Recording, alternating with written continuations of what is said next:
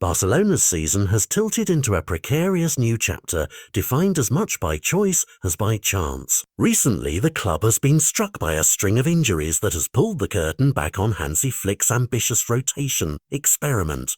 A plan once praised for fairness and freshness, now forced into a live stress test.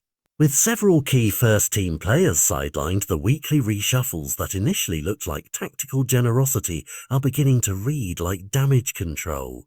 Flick has been unafraid to change the starting lineup from one match to the next, spreading minutes across the squad and using substitutions aggressively to keep players fresh.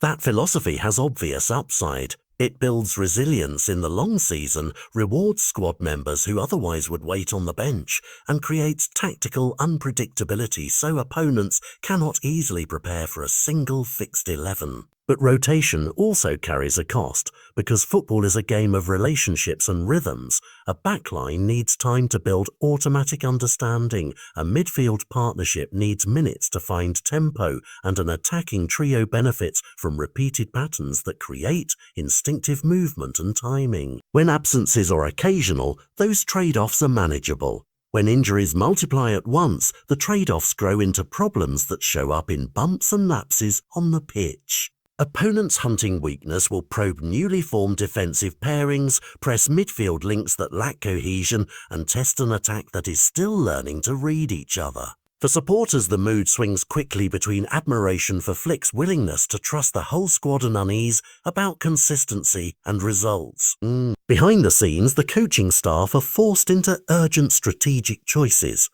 Do they double down on the rotation, trusting squad depth and relying on recovery cycles to preserve key men for the long haul, or do they temporarily prioritise a tighter, more settled selection to preserve defensive shape and reduce the risk of costly errors? Neither choice is risk-free. A settled 11 increases the load on individuals and the chance of further injuries later. Relentless rotation risks the instability that opponents can exploit right now. The sensible short-term path is nuance, protect core defensive and midfield pairings when possible to anchor the team, while rotating intelligently in less pivotal areas and selected fixtures to keep morale and load management intact. Crucially, this juncture also creates room for new leaders to emerge.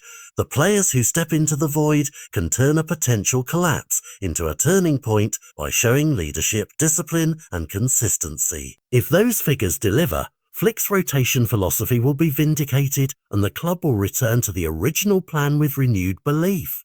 If not, the experiment will be judged harshly in points and headlines.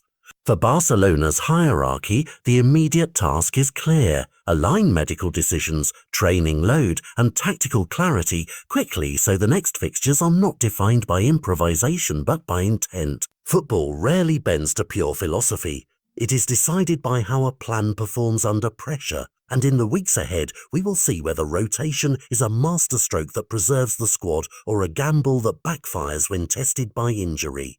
The drama is only beginning, and every selection now will echo through the remainder of the season.